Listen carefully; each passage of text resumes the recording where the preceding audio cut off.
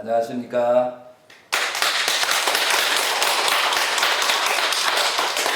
오늘은 제4강좌 재림 예수님은 무엇을 다 이루었다고 하시는가에 대해서 여러분께 메시지를 보내도록 하겠습니다. 제가 잠깐 복장에 대해서 설명을 하겠습니다. 제가 현재 그 외부에서 보면 무슨 잠바 같은데 요 모습이 요 군데군데 보면은 철장이 있습니다. 그래서 미국에 계신 대신자 형제님, 왕님께서 철장 섭리를 해야 되고 우리는 전투태세를 갖춰야 된다 해가지고 이런 복장을 주셨습니다. 그리고 저희들은 2017년도에 만왕의 왕 해방권 대관식에 이어서 저희들 보고 신종족적 메시아가 신종족적 메시아 왕비로서 축도를 했습니다. 그래서 저희들은 예배나 모든 사항에 대해서 이렇게 이제 왕관을 실제 왕관을 쓰고 이런 식으로 예배를 보고 그렇게 합니다. 그래서 종족적 메시아 왕으로서 왕비로서 책임을 다하라고 했는데 지금 영상 관계상으로 이렇게 내려놓고 하도록 하겠습니다. 그리고 요 앞에 보게 되면은 이것이 철장 마크입니다. 가운데 통일교 마크가 있고 총이 이렇게 서 있고 칼이 서 있는데 하나, 둘, 세 군데가 왕관이 있습니다. 이것이 3대 왕권을 시대를 합니다. 그런데 왜 이렇게 하실까? 미국에서. 그건 여러분이 나중에 요한계시록을 알게 되면은 섭리의 내용을 알게 되면 그렇구나 아마 감탄하시게 됩니다. 요한계시록 12장 5절에 보면 만국을 치리할 사람이 철장을 가지고 만국을 치리한다라고 했습니다. 그거 마찬가지로 나중에 이런 내용을 설명을 하도록 하고요. 여기에는 무슨 대포알처럼 생겼지만 여기에 철장 마크가 있고 이걸 가지고 이제 음료수 대용으로 넣는 걸로 쓰고 있습니다. 그렇게 이해를 하시고 강의를 시작하도록 하겠습니다. 제목과 마찬가지로 오늘은 재림 예수님은 무엇을 다 이뤘다라고 하시는가에 대해서 설명을 드리는데 이 시간 하면은 제가 한 4시간, 5시간을 설명해야 문선명 재림주께서 태어나고부터 어떤 일을 과정을 두고 어떠한 역사에서 오늘날 어떠한 일을 다 이루겠다는 것은 4시간 이상을 강의해야 됩니다. 그러나 여러분이 아시는 걸로 하고 지금은 간단하게 성화 때부터 지금 무엇을 성경적으로 다 이뤘는가를 중점적으로 하면서 그렇게 강의하는 시간을 갖도록 하겠습니다. 그래서 문선명 천진 참 아버님 천주 성화식이 93세 2012년도 9월 3일 철력으로 7월 17일 날 성화하셨습니다. 근데 성화하기 전에 다 이뤘다 하신 그런 말씀이 있습니다. 그것은 2012년도 8월 13일 날이 말씀을 하셨습니다. 마지막 기도 보고셨습니다. 제가 한번 읽어보도록 하겠습니다. 오늘 최종적인 완성의 완결을 아버지 앞에 돌려드렸사오니 지금까지 한 생을 아버지 앞에 바친 줄을 알고 있사오니 그 뜻대로 이제는 모든 생을 종료하는 시간을 정성들여 종료하는 시간을 갖추어 종족적 메시아가 국가를 대표할 수 있는 이름을 이루어 가지고 그 일을 다 이루었다 아주 하셨습니다. 근데 이렇게 짧게 우리가 영상이나 그런 걸 보지만 실질적으로 병원에서 실질적으로 그 기도를 20에서 30분 정도 한 걸로 알고 있습니다. 그런데 이 말씀이 2012년도 8월 13일 날 말씀했습니다. 그리고 2009년도 1월 30일 날이 아버님께서 탄신일 90세이십니다. 그리고 그 날부터 1월 30일부터 2012년도 8월 12일까지 정확하게 날짜를 계산해 보면 1290일입니다. 1290일은 음력으로 하면 3년 6개월을 얘기하고 있습니다. 그리고 3년 6개월에 윤달이 한 달 반이 낍니다. 그래서 1290일이라고 얘기를 하고 있습니다. 그와 마찬가지로 아버님께서 그렇게 마지막 기도 또한도 섭리에 맞춰서 하나님 뜻대로 진행을 했다라는 것을 여러분이 아셨으면 좋겠습니다. 그러면 우리가 과연 아버님께서 무엇을 다 이루고 다 이뤘다 하실까라고 합니다. 그러면 여러분들이 창세기를 보시면 알겠습니다. 성경에 보면.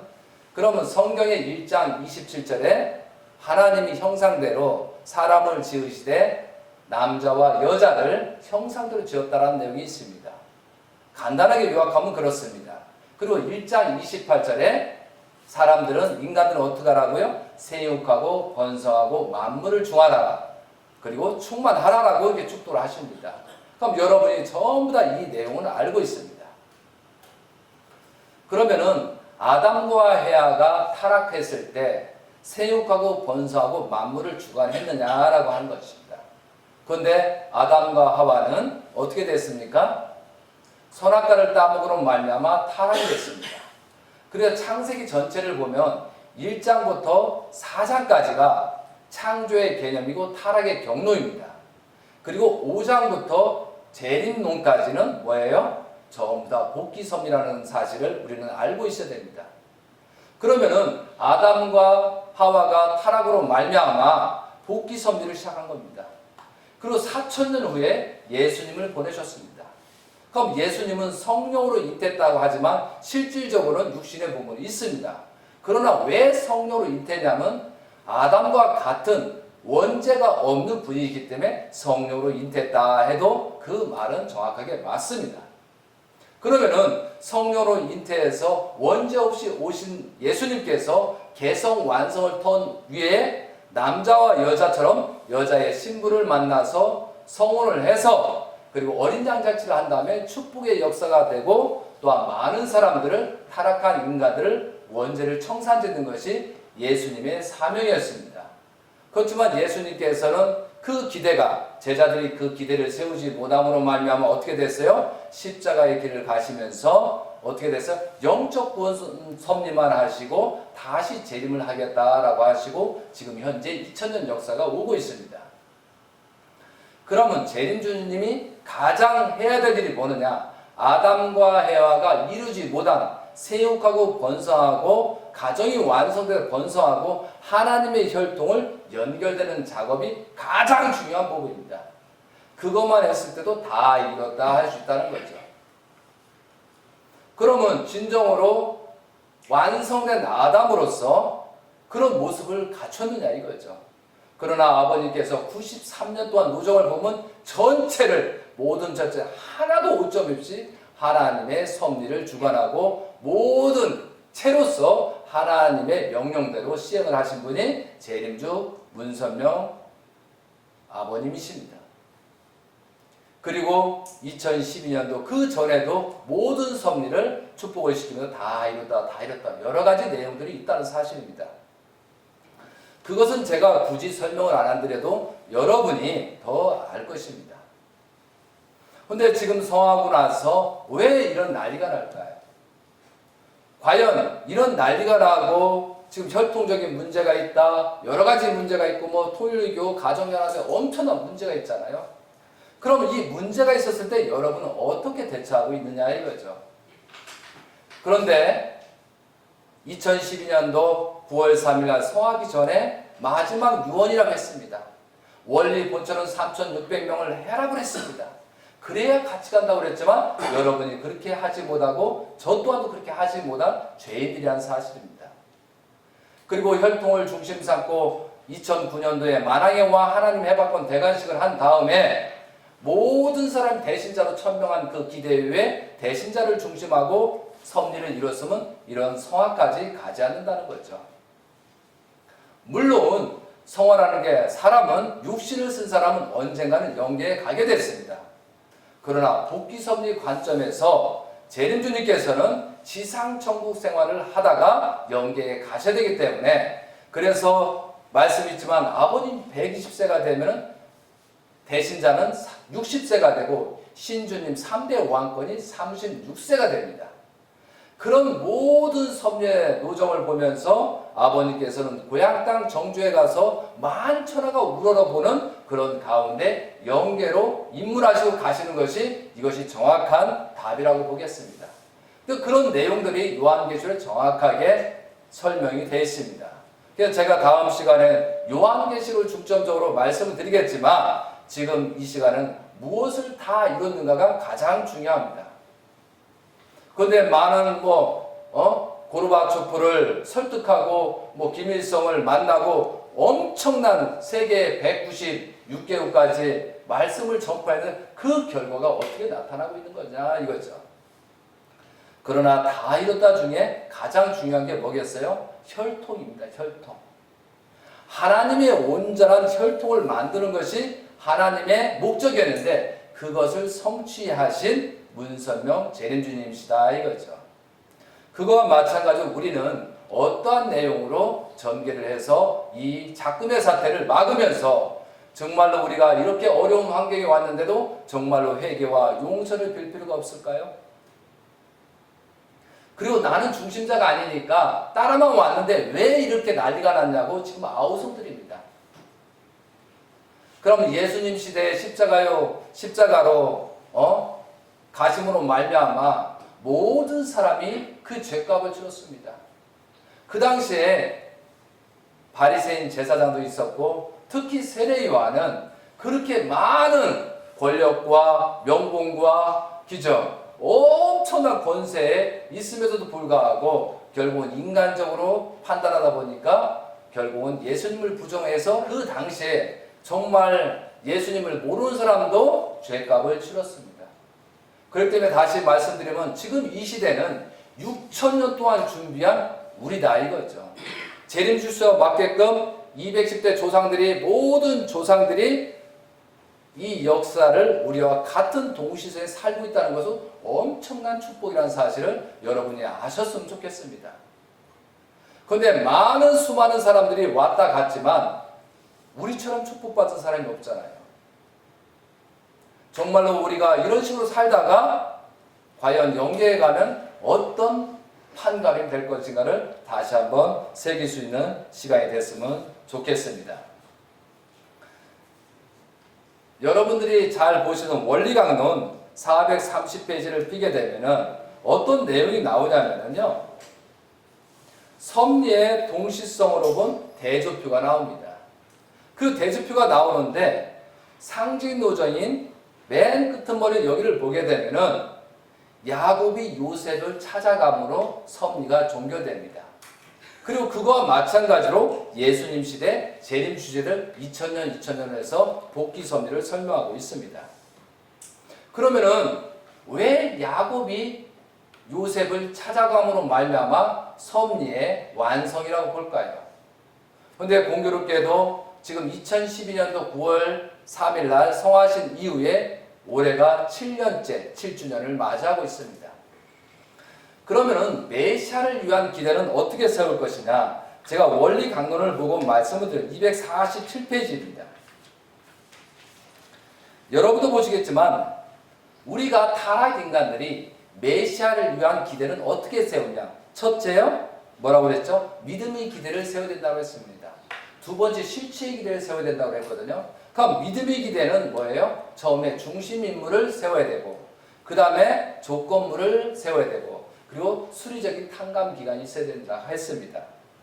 그러면 두 번째로 실체의 기대는 어떻게 세울 것인가 라는 것은 타락성을 벗기 위한 탕감 조건이라고 되어 있습니다. 제가 종종 강의할 때 이 부분이 가장 중요합니다. 현재 지금 이렇게 아버지께서 성하시고 나서 지금 청평이라든가 모든 가정연합이다, 통일교다, 세계가 이렇게 혼돈과 공허가 있었을 때 우리는 어떠한 마음으로 봐야 될 것이냐, 정확하게 보는 관점이 여기에 써 있다 이거죠. 실체의 기대에 대해서 설명드리겠습니다. 타락인간은 이와 같이 메시아를 맞아 원죄를 벗어가지고 인간 조상의 타락전 입장으로 복귀된 후에 하나님의 심정을 중심하고 메시아와 일체화되어 인간 조상이 타락됨으로써 걷지 못하고 남겨졌던 성장 기간을 다 지나서 완성 실체가 되어야 된다라고 지난번에도 말씀을 드렸습니다. 그런데 이거 타락전 입장으로 복귀된 후에 하나님의 심정을 중심하고 메시아와 일체화되라는 말씀이 있습니다. 참 어떻게 보면 대단한 말이지만 참 지키기 어렵지만 여기에는 분명히 하나님의 심정을 중심하고 메시아와 일체화되라고 되어 있습니다. 그래서 여러분들이 지금 생활을 모든 상황을 판단할 때 정말 하나님이라면 나는 어떻게 할 것인가? 정말 영계에 계신 아버님이라면 지금 나는 무엇을 할 것인가? 정말 여러분이 내가 축복받은 신종족종 메시아라고 나는 어떻게 할 것인가? 아버님께는 재림주 세계적인 재림주로 오셔서 그 모든 삶을 그렇게 재림주의 삶을 걸었습니다. 그럼 우리는 그것을 보고 본보기를 통해서 우리는 그것을 가르침을 듣고 우리도 종족들 모든 사람들한테 신종족종 메시아 왕의 생활을 하라고 했습니다. 그런데 참 가정이 어떻다, 뭐 참 자녀님들이 어떠라, 뭐 어머님이 어떻다, 난리입니다, 난리입니다. 그러나 그렇게 난리를 치는 여러분들은 정말로 신앙생활을 온전하게 하고 있습니까? 그리고 두 번째로는 정말로 신앙다운 생활을 하고 있습니까? 원리강론의 복귀섭리를 모르면 결코 생명의 길을 찾아 나갈 수 없다는데 여러분 지금 공부하고 계십니까? 그러면서 심판대가 오고 있는데 설마라는 그런 생각을 가지고 있다는 거죠. 설마 괜찮겠지. 근데 속담이 뭐가 있어요? 설마 하다가 어떻게 된다고요? 설마 하다가 사람 잡는다고 하고 있습니다. 정말 그런 일이 곧 생길 것 같습니다. 그래서 제가도 이렇게 여러분께 강의를 보내는 이유가 여기에 있습니다. 그래서 여러분들이 과연 지금 우리가 무엇을 어떻게 할 것이냐? 아버님께서는 아담으로 오신 분입니다. 원죄 없이 오신 분입니다. 그래서 모든 인생의 터위에서 완전한 아담으로 오신 겁니다. 그리고 그 하나님의 뜻대로 개성 완성을 해가지고 신부를 만난 것입니다. 그리고 참 부모가 된 것입니다. 거기에 하나님의 합당한 혈통을 남긴 것입니다. 그렇기 때문에 아담의 후손들을 낳은 것입니다. 아담의 타락적 모습으로 참 자녀를 낳습니다. 물론 그들도 책임이 있고 우리도 책임이 있습니다. 그리고 나서 대신자를 천명했습니다. 그런데 왜 제가 이걸 강하게 여러분한테 말씀을 드리냐면 예수님께서 하나님의 아들로 와서 엄청난 시련을 겪고 가셨습니다. 왜? 사탄들이 총공격을 했었습니다. 모든 사탄이 세례요한이다, 유대면 바리새인이다, 심지어 제자들까지요. 심지어 새 제자들까지 들어가서 결국은 예수님이 십자가 길을 가셨다 이거죠. 제후 예수님께서 십자가에 걸렸을 때 오른쪽 강도의 말 한마디 때문에 그 믿음의 기대를 세움으로 말미암아 영적 구원 섭리를 시작할 수 있는 발판이 됐다라고 우리는 배우고 있습니다. 그러면 예수님이 계셨을 때 온통 누가? 전부 다 사탄이었다는 겁니다. 그러면 사탄들은 재림주가 오시면은 공격을 하겠습니까? 안 하겠습니까? 1920년부터 지금까지 93년도 생애 동안 온통 사탄한테 공격을 받고 그 기대를 승리권을 올리고 여러분을 축복시킨 것입니다. 그리고 여러분의 책임을 다하지 못했을 때 그 결과가 나타나니까 참 가정에서 나타난 결과일 뿐인 겁니다. 그런데 우리가 원리를 모든 것에서 재림주는 먼저 아벨을 사랑하기 전에 가인을 먼저 사랑하는 그런 원리적인 법칙이 있기 때문에 우리를 먼저 사랑했습니다. 그렇기 때문에 우리들은 누구를 먼저 사랑해야 돼요? 내 자식보다도 내 부모보다도 누구를 참 가정을 보살폈으면 이런 일이 없습니다. 어머님도 마찬가지고 참 자녀도 모든 분이 많습니다. 그런데 지금 심지어 대신자 형제님이라는 분은 왕가를 쓰고 미국에서 그냥 어머니에 대해서 말씀하시고 뭐 가정여러도 말하고 잘못된 걸 말하고 있는 그 사람을 보고 그 대신자를 보고 어떻게 현재 지금 질타하고 있습니까? 여러분은 정말 올바른 신앙을 하고 있습니까? 제가 왜 이 말씀을 강하게 드리는 이유가 있습니다. 재림주님도 온통 핍박과 고난을 받은 인생길이었습니다. 자, 그 다음에 누구를 또 공격할까요? 재림주를 공격하고 나서 또 누구를 공격하였습니다. 그 대상을 공격하는 겁니다. 하와를 공격하는 겁니다. 그게 어떻게든 하와를 완성한 그 하와를 공격하는 지금 실태가 벌어지고 있습니다. 그리고 세 번째는 또 누구를 공격하겠습니다. 가장 대신자로 해놓고 인을 쳤던 대신자 형제님을 가장 공격하는 추세를 가고 있다는 거죠. 이것이 사탄의 정체고 사탄의 목적입니다. 그런데 여러분이 인간적인 생각, 어떤 천정이라든가 하나님의 복귀 선물 중심 잡고 말하는 것이 아니고 그 세상의 작금의 세상의 인간적인 거 가지고 지금 비판하고 심판하고 욕을 하고 있지 않습니까? 지금 사탄한테 지금 말려들고 있는지 안 말려들고 있는지 정확하게 진단을 하셨으면 좋겠습니다. 여러분들은 참 가정에서 비난을 하는 사람은 분명히 뭐다? 사탄한테 말려드는 일을 하고 있습니다. 사탄의 앞잡이 일을 하고 있습니다. 2009년도 만왕의 왕 하나님 해방권 대관식을 하고 나서 온 천지의 대신자 출발점을 시발점을 열어주셨습니다. 이것이 다 이룬 겁니다. 왜? 대신자라는 것은 흠이 없어야 됩니다. 그러면 대신자라는 그 기대를 세운 그 사람을 놓고 아버님께서 잘못된 것입니까? 그 12명 자녀들 중에 14명 자녀 중에 선택해서 성경대로 진행한 것 뿐입니다. 그러면 여러분이 성경을 제대로 알고 있습니까? 복귀 선물 제대로 알고 있습니까? 모르면서 왜 이렇게 말들이 많은지 모르겠어요. 여러분이 요한계시록을 한번 살펴보시기 바랍니다. 언제 어떻게 하고 대신자로 어떻게 넘겨주고 그래서 그 기대를 세우지 않으면 아버님이 성화할 수 있다라고 분명히 되어 있습니다.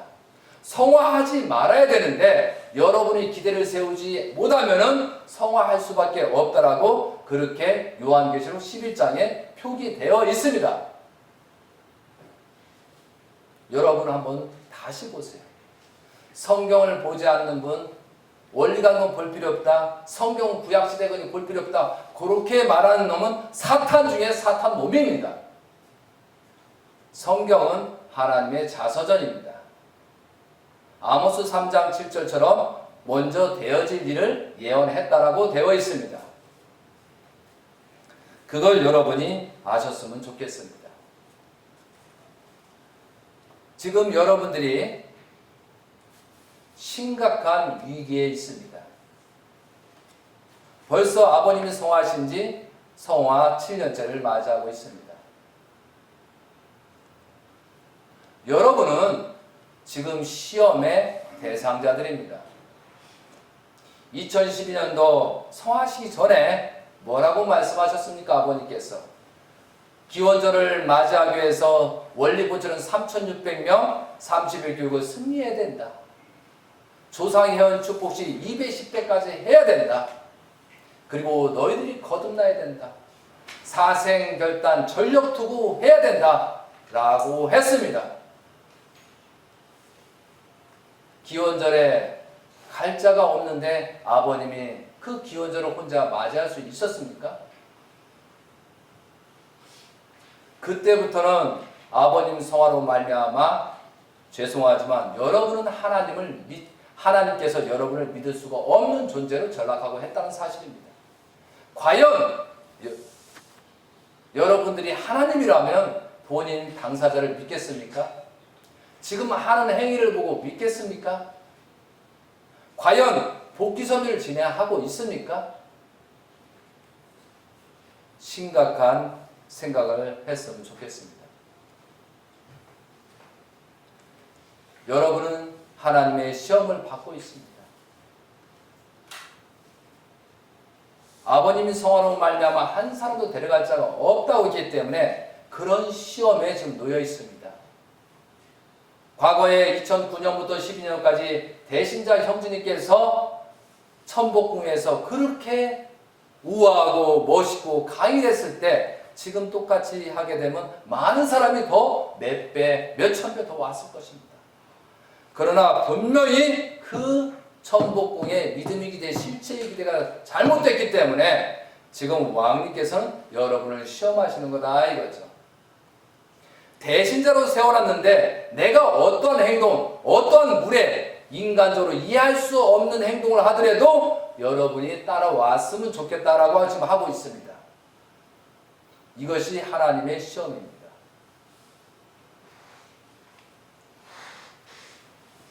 그리고 지금 청평 역사를 보십시오. 전도도 안 되지, 모든 활동이 안 되니까 저 땅 파놓기 운동하고 있지 않습니까? 나중에 설명을 드리지만 청평에서는 430대 조상 회원식 축복식을 하고 있다고 생각하고 있습니다.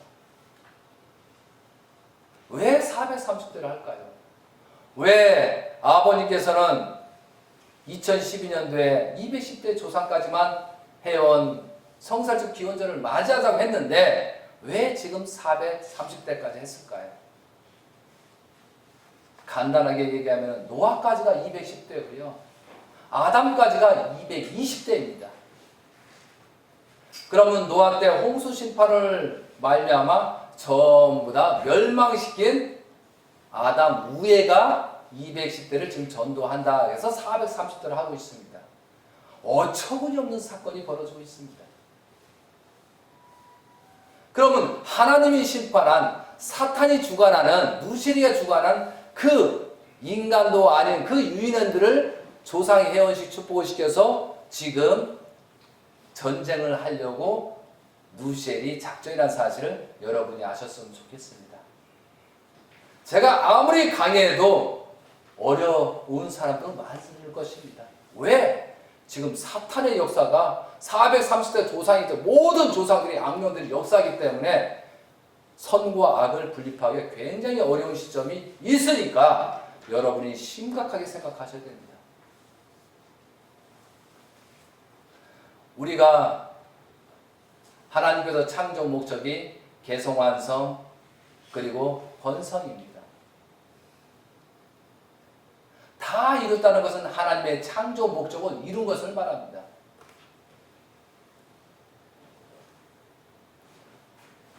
왜 대신자 형제님께서 2대 왕, 3대 왕이라고 주장하면서 어머님에 대해서는 잘못됐다라고 하고 있습니다.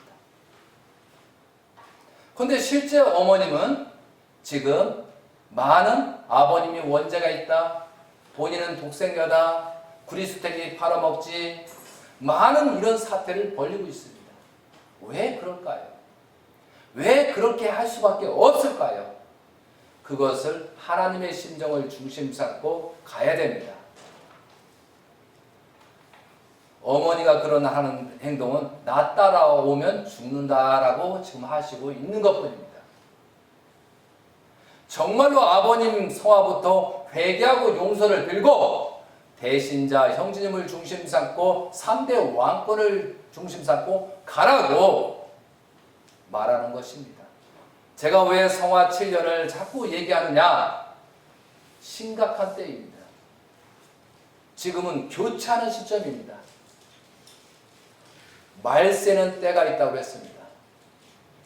홍수 심판 때, 또한 소돔과 고모라 때 어떻습니까? 소돔과 고모라 때 그 형제들, 자녀들 또한 사유한테 얘기를 했는데 이제 많은 하나님께서 멸한다고 피하자고 했더니 뭐라고? 농담으로 여겼다라는 말을 여러분이 성경에서 알 겁니다. 그 사이들을 농담으로 여겼습니다. 그래서 죽었습니다. 그리고 그 부인은 뒤를 돌아봐 소금기둥이 됐다라고 믿습니다. 어떤 사람은 아직도 노아의 홍수 심판 소돔과 고모라가 사실인지 아닌지도 모르는 사람이 있어요. 지금 다큐멘터리를 보면은 사실을 입증하고 있습니다. 좀 전에도 말씀하셨지만 여러분, 설마가 사람 같습니다. 분명히 제가 메시지를 보내는 이유는 그 시기가 됐기 때문에 말씀을 드리는 겁니다. 재출발 섭리가 시작되고 있습니다. 하나님은 언제까지 여러분들이 그런 모습을 보면서 붙들고 가려고 하겠습니다. 이제 하나님께서도 손을 놓을 때가 됐다는 사실을 분명히 아셨으면 좋겠습니다. 성경에 보면은 세례요한 마태복음 11장 11절입니다. 여자가 낳은 자 중에 세례요한보다 큰 이가 일어남이 없도다. 그러나 천국에서는 극히 작은 자라도 그보다 크니라라고 되어 있습니다. 심각한 말 아니겠습니까? 여러분들을 얘기하는 겁니다. 여러분들은 전부 다 세례요한 사명을 해야 될, 작게든 크게든 그런 사명을 가졌는데 여러분이 책임을 못하면 결국은 어떻게 된다? 작은 자가 된다고 했습니다. 영계에 가면 심판을 받는다라는 뜻입니다. 가룟 유다 운명은 어떻습니까? 마태복음 26장 24절에 보면 인자를 파는 그 사람에게 화가 있으리로다. 그 사람은 차라리 태어나지 아니하였다라면 제게 좋을 뻔했더라. 차라리 태어나지 않는 게 나았다라고 그렇게 예수님께서 말씀하셨습니다. 우리는 축복 중에 축복의 이 위치에 있습니다. 근데 정말로 영계에 갔을 때 합당할까요? 축복을 받았으니까 구원이 됐을까요? 천만의 말씀입니다. 그만큼 책임이 따르기 때문에 그 책임을 다하지 못했을 때 어떻게 된다? 그만큼 벌을 받습니다. 정말 여러분 심각하게 생각하셔야 됩니다. 몰라서 어떻게 됐다? 나는 성경을 모르니까, 나는 부족하니까, 나는 중심인물이 아니니까 그런 자기를 소인배처럼 취급하면 안 되겠습니다. 무엇이든지 내가 일꾼하고 내가 하지 않으면 그 결과는 나타나지 않습니다.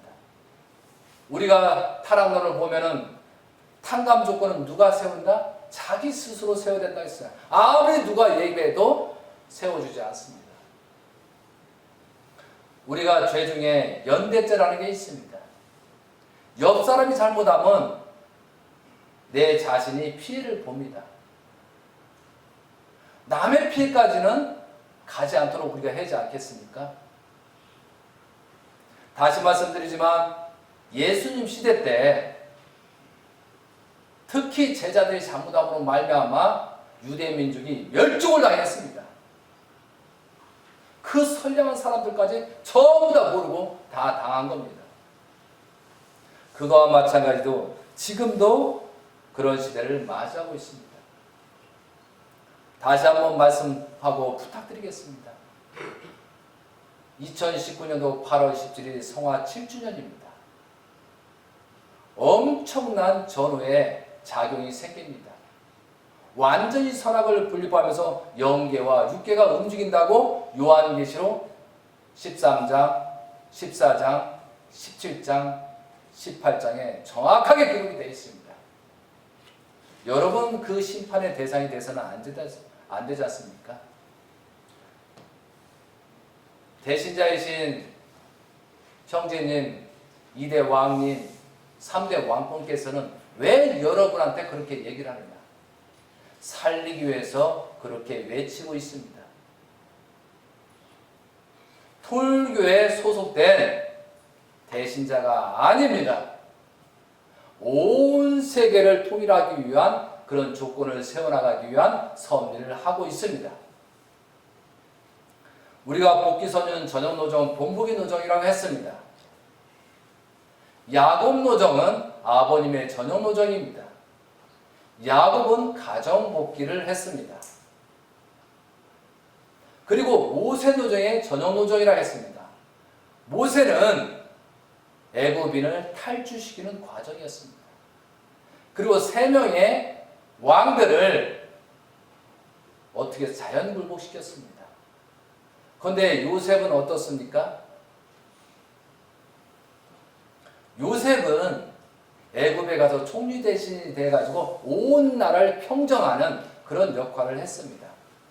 그리고 그 야곱의 가정을 수습해서 회개와 용서를 빌고 재출발 섭리한 것이 요셉 노정입니다. 분명히 여러분이 하든 안 하든 그렇게 될 것입니다. 되도록이면 오래 했으면 좋겠습니다. 그리고 여호수아 노정은 가나안에 복귀돼서 어떻게 됐습니까? 30일용 왕을 죽였습니다.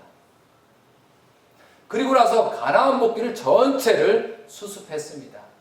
지금 196개국의 31명의 중심인물 왕들을 물리쳤다면 세계 통일 금방 되지 않습니까? 그렇게 되게 돼 있습니다. 그러면 아버님께서는 뭘 이루냐? 말씀을 통해서 또한 실체로 온 세계 전파를 하고 혈통을 남긴 것이 다 이룬 것입니다. 그것이 내적 기대, 실체적인 기대를 이루신 겁니다. 그리고 대신자 형제님께서 미국에서 뭘 하신다? 실체의 기대를 하는 겁니다. 온 세계를 중심 삼고 지금 전쟁 준비를 하고 있습니다. 근데 전쟁을 하는데 넥타이나 매고 곱사하게 있어야 되겠습니까? 그러니까 이런 마크를 하고 철장하고 이런 옷을 입으면서 전투태세로 가는 겁니다. 여러분이 성경을 보게 되면 알게 돼 있다는 사실입니다. 야곱이 12제자의 예언이 있습니다. 그 예언에 12명의 자녀 중에 유다 노정이 있고 요셉 노정이 대표적인 인물입니다. 그러면 아버님의 자녀를 놓고 본처 라헬과 레아한테 난 그 자녀를 놓고 아버님의 남자 혈통을 중심 삼고 계산을 하고 따져보면 똑같이 전개되고 있습니다. 지금 성경에서는 제가 창세기 49장을 설명을 드리고 마무리하도록 하겠습니다.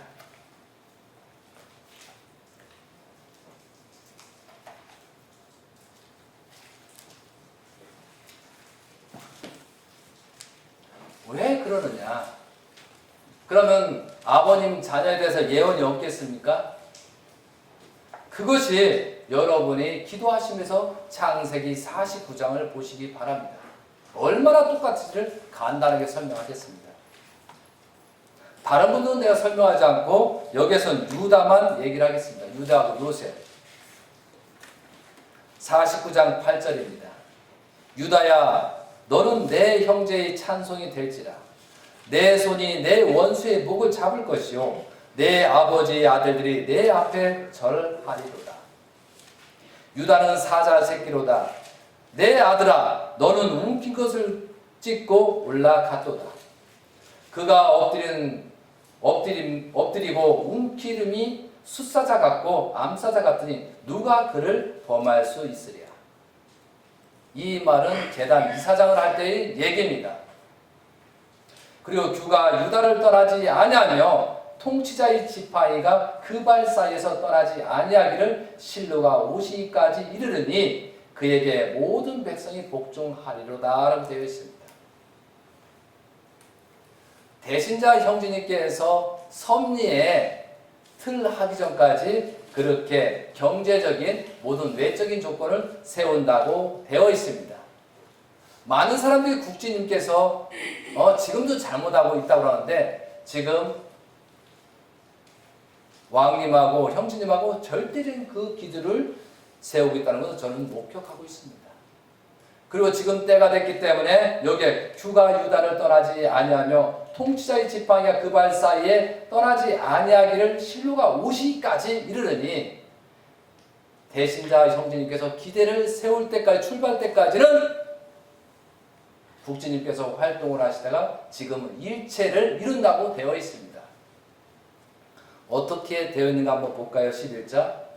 그의 나귀는 포도나무에 매며 그의 암나귀 새끼는 아름다운 포도나무에 맬 것이며 또 그 옷을 포도주에 빨며 그의 복장은 포도주로 빨리로다. 그 눈은 포도주로 인하여 붉겠고 그의 이는 우유로 말미암아 희로다 라고 되어 있습니다. 그의 나귀는 포도나무에 매며 그의 암나귀 새끼는 아름다운 포도나무에 맬 것이며 그 옷은 포도나무에 빨며. 지금 대신자 형제님 말씀에 절대 복종하면서 절대 순종하고 그 일을 진행하고 있습니다. 여기 암나귀는 누굴 내요? 박지혜님 대상을 얘기하고 있습니다. 이렇게 예언이 되어 있어요. 근데 요셉이 누구 노정이라고 했죠? 대신자 왕님의 섭리 노정이라고 제가 말씀드렸습니다. 그럼 여기에서 22절을 한번 읽어볼게요. 요셉은 무성한 가지 곧 샘 같은 무성한 가지라. 그 가지가 담을 넘었도다. 활 쏘는 자가 그를 학대하며 적개심을 가지고 그를 쏘았으나 요셉의 활은 도리어 굳세며 그의 팔은 힘이 있으니 이는 야곱의 전능자 이스라엘 반성의 목자의 손에 힘입으니라라고 되어 있습니다. 지금은 약하게 보여도 어떻게 활 쏘는 자가 그를 학대하며 적개심을 가지고 그를 쏘았으나 요셉의 활은 도리어 굳세며 그의 팔은 힘이 있으니라고 되어 있습니다. 반석인 목자가 나온다고 예언이 되어 있습니다. 그래서 요셉의 혈통을 쭉 가다 보면 누가 나온다? 예수님이 등장하게 되어 있습니다. 유다의 혈통을 쭉 가다 보면 누구로요? 마리아, 예수님의 물질적인 몸적인 마리아로 나타나고 있습니다. 더 읽어볼까요? 25절입니다. 내 아버지의 하나님께로 말미암나니 그가 너를 도우실 것이요 전능자로 말미암나니 그가 내게 복을 주실 것이라. 위로 하늘의 복과 아래로 깊은 샘의 복과 젖먹이는 복과 태의 복이로다. 엄청난 영계 육계 모든 복을 현재 보고 그 다음에 세계를 치료하고 있습니다. 내 아버지의 축복이 내 선조의 축복보다 나아서 영원한 산이 한없이 한없음같이 이 축복이 요셉의 머리에 들어오며 그 형제 중 뛰어난 자의 정수리로 돌아오리로다 라고 되어 있습니다. 이렇게 예언대로 아버님께서는 대신자를 천명한 것입니다. 여러분들이 이걸 넣으면 이건 거짓말이다 라고 하는데요. 이 말과 똑같이 요한계시록에 그렇게 기록이 되어 있습니다. 요한계시록 14장에 보면 흠이 없는 자라고 되어 있습니다. 그리고 14만 4천 무리가 천일국가를 부르고 새 노래를 부르면서 온 천하를 낫들 두고 치리한다라고 똑같은 얘기가 전개되고 있다는 사실입니다. 여러분도 한번 깊이 기도하면서 보셨으면 좋겠습니다. 여러분 부탁을 드리겠습니다. 지금 미국에서는 우리가 전부 다 타락된 길로 가고 있습니다. 2013년도 1월 13일 날 외짝 축복을 하고 있습니다.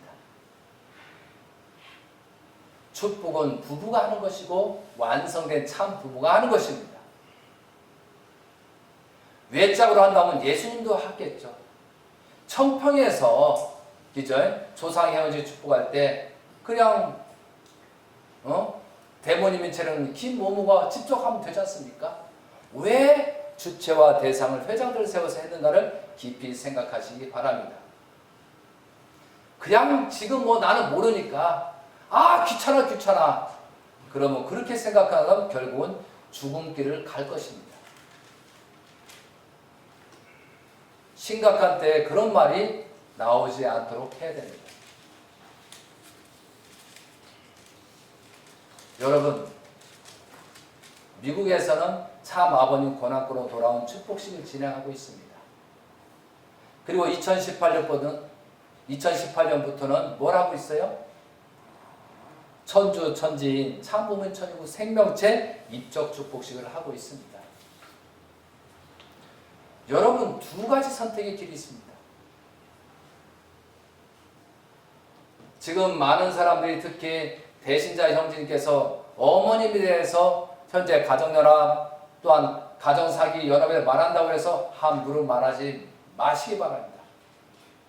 그 말을 함부로 해서 여러 곳에서 좋지 않은 일, 심각한 일이 일어나고 있는 것을 저는 목격하고 있습니다. 그리고 정말 내가 거듭나기 위해서 어떠한 모습으로 갈 것이냐, 내가 거듭나기 위해서 어떠한 생활을 할 것이냐 다시 한번 살펴보시기 바랍니다.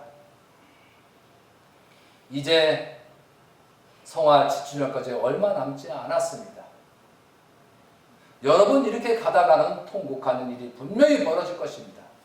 그래서 저는 여러분을 사랑하고 여러분을 누구보다 존중하고 다시 이런 중앙이다 뭐다 그런 말에서 내 자신이 스스로 어떻게 거듭내서 새로운 인생길을 감으로 말미암아 신종족적 메시아로서 사명을 다할 수 있고 왕과 왕비로서 사명을 다할 수 있는 여러분의 모습이 되셨으면 좋겠습니다. 다음 시간에는 구체적으로 더욱더 강의를 하는 시간을 갖도록 하겠습니다. 다음 강의 시간에 뵙겠습니다. 감사합니다.